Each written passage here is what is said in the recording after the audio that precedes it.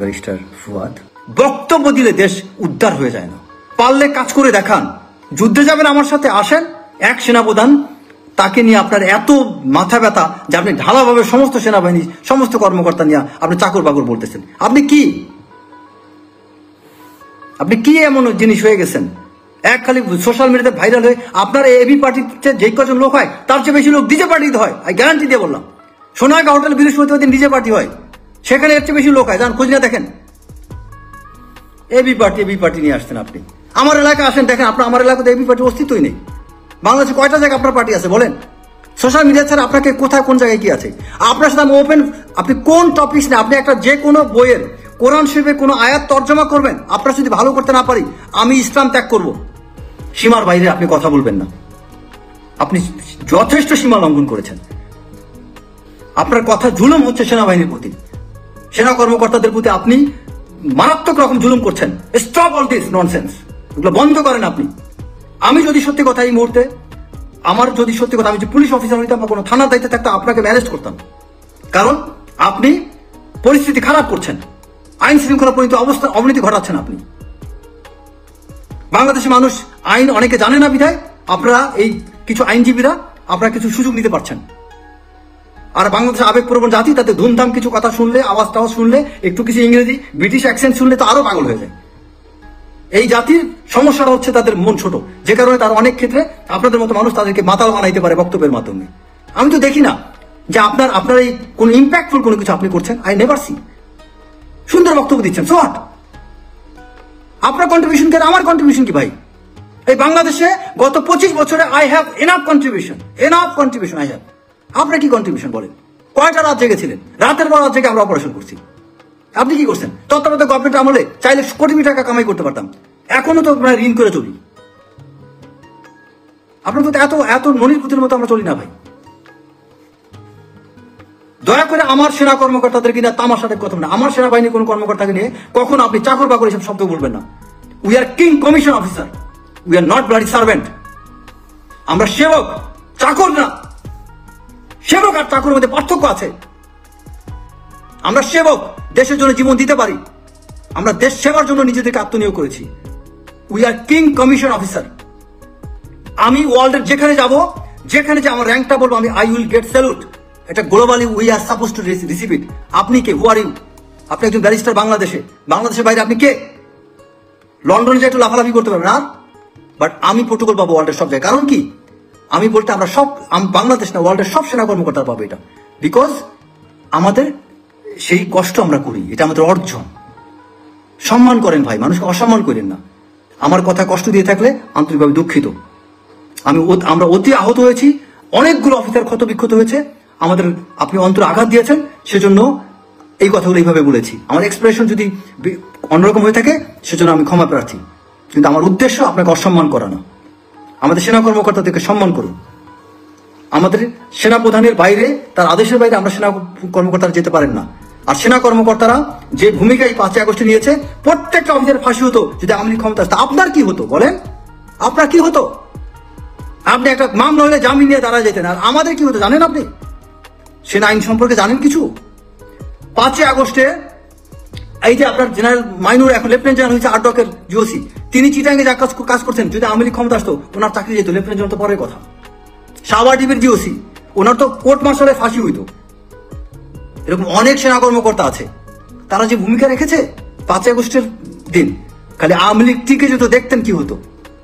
আপনি ভাই মামলাটা হতো, একটা জামিন পেয়ে যাইতেন। আমাদের সেই অবস্থার হইতো না ভাই। গত 15টা বছর আমরা সেনা কর্মকর্তা কি দিয়ে পার করেছি এটা আমরা জানি ভাই। অন্তরের মধ্যে ভালোবাসা তাও রেখে দিয়েছি দেশের জন্য, বিগড়ে যায় নাই। যেই দেশে সেনা কর্মকর্তাদেরকে জঙ্গি বানানো হয়, সেই দেশে সেনা কর্মকর্তাদের নিয়ে কথা বলতে লজ্জা করে না আপনাদের?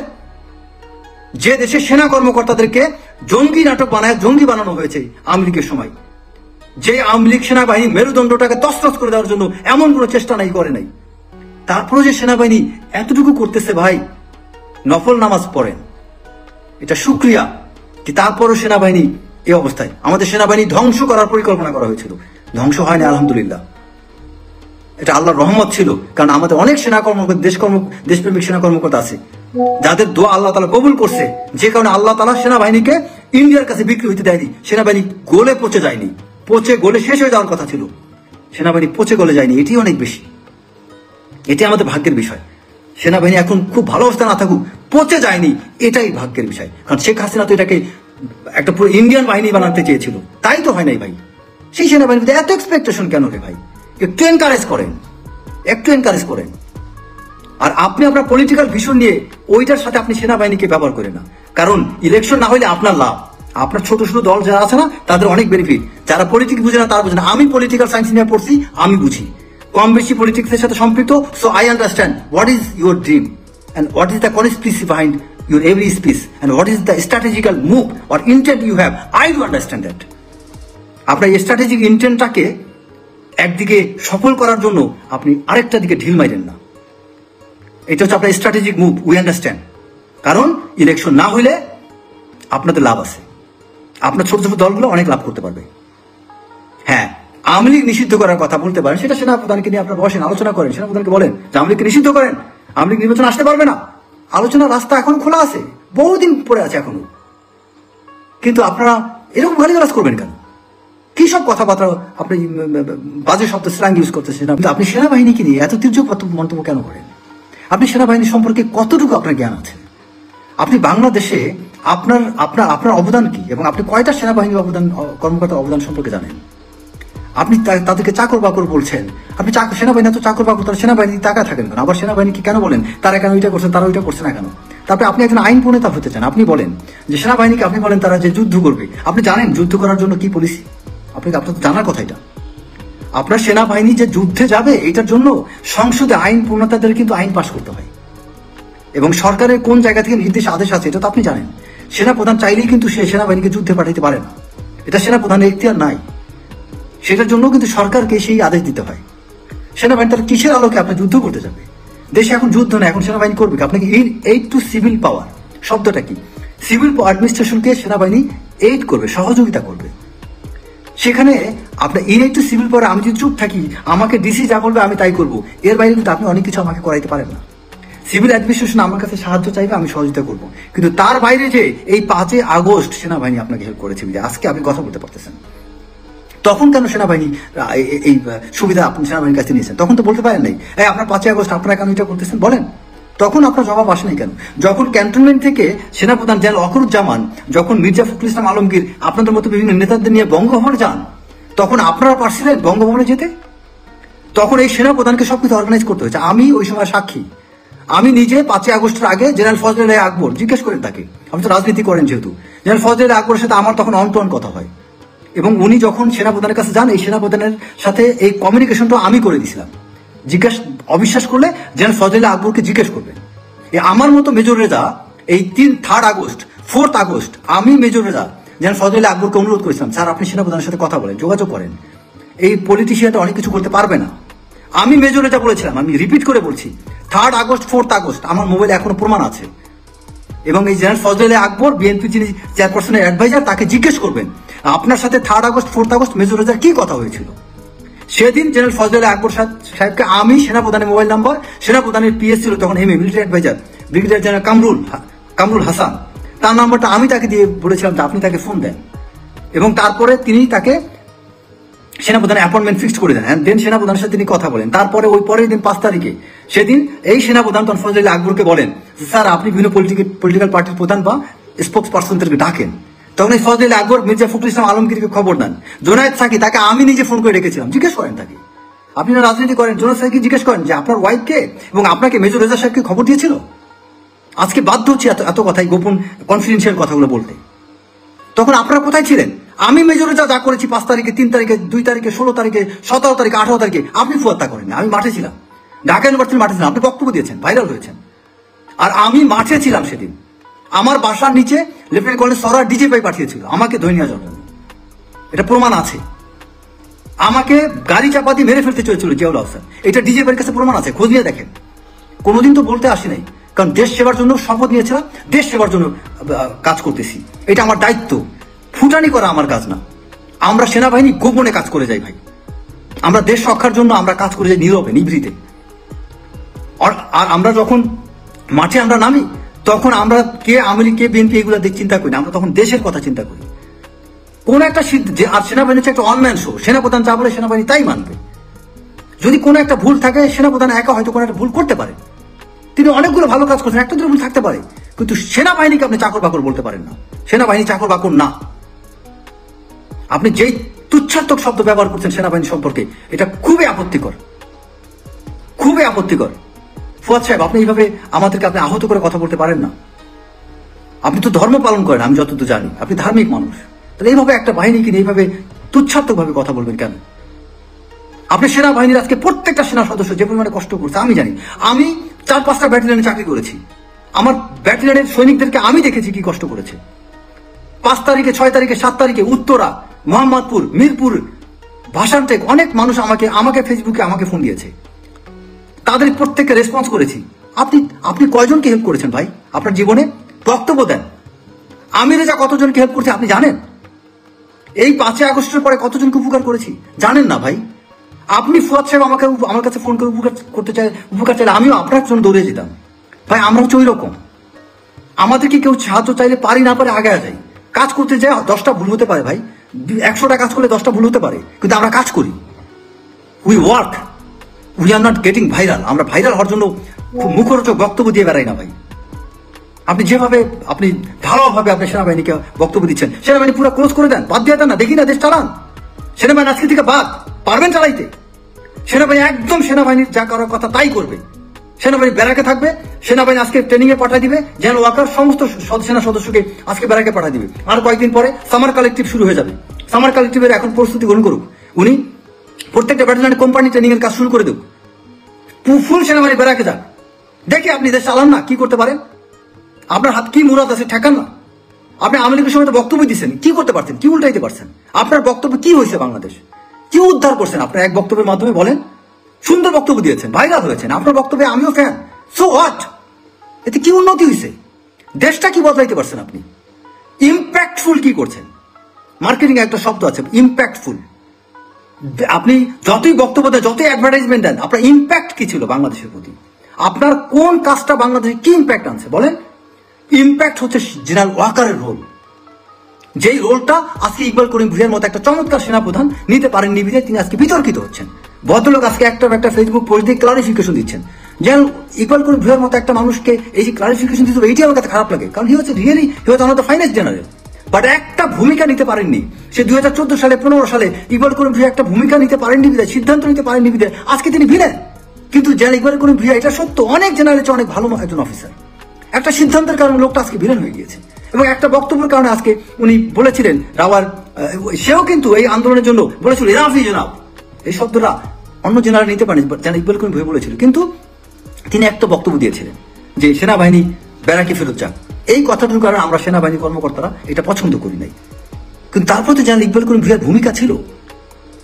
আপনাদের ভূমিকা কি? আমাদের রিটায়ার্ড অনেক জেনারেল আছে, জেনারেল জামিল জাহাসান, জেনারেল রেজাকুল হায়দার, তারা কন্টিনিউয়াস ফেসবুকে পোস্ট দিয়ে গেছে। জেনারেল আজিজ, আপনার আমি জেনারেল আজিজ মানে সেনাপ্রধান না, মেজর জেনারেল আজিজ বীর বিক্রম, তিনিও ফেসবুকে লেখালেখি করতেন। আমাদের প্রচুর জেনারেল আপনার সৌল আফজাল, তাদের ভূমিকা, এদের নামই তো অনেকে চায় না, বাট আমি জানি তারা কি করছে। জেনারেল আনোয়ার, এরা অনেক জেনারেল অনেক ভূমিকা আছে, আপনারা জানেন কিছু? অনেক অফিসার আছে, আমি মেজর, আমাকে সোশ্যাল মিডিয়াতে মানুষ চিনে দিতে হয়তো আমার কথা জানেন, বাট আমাদের প্রচুর অফিসার আছে যারা নীরবে নিভৃতে লেখালেখির মাধ্যমে, এই যে ইলিয়াস অনেক তথ্য পেয়েছে আমাদের সেনা অফিসারের কাছ থেকে, পিনাকিদা অনেকের কাছে তথ্য পেয়েছে, আপনার তারপরে আমাদের জুলকার নাইন, এই সেনা কর্মকর্তাদের কাছ থেকে সহযোগিতা নিয়ে তারা আজকে অনেক লেখালেখি অনেক কিছু করার সুযোগ পেয়েছে। এই নেত্র নিউজ যা করেছে, তারা তথ্য কোথায় পেয়েছিল? এই সেনা কর্মকর্তাই দিয়েছিল। জুলকার নাইন যে কাজগুলো করেছে, যে all the prime ministers man, এটা সেনা কর্মকর্তার সহযোগিতা ছাড়া সম্ভব ছিল? আপনি বলেন।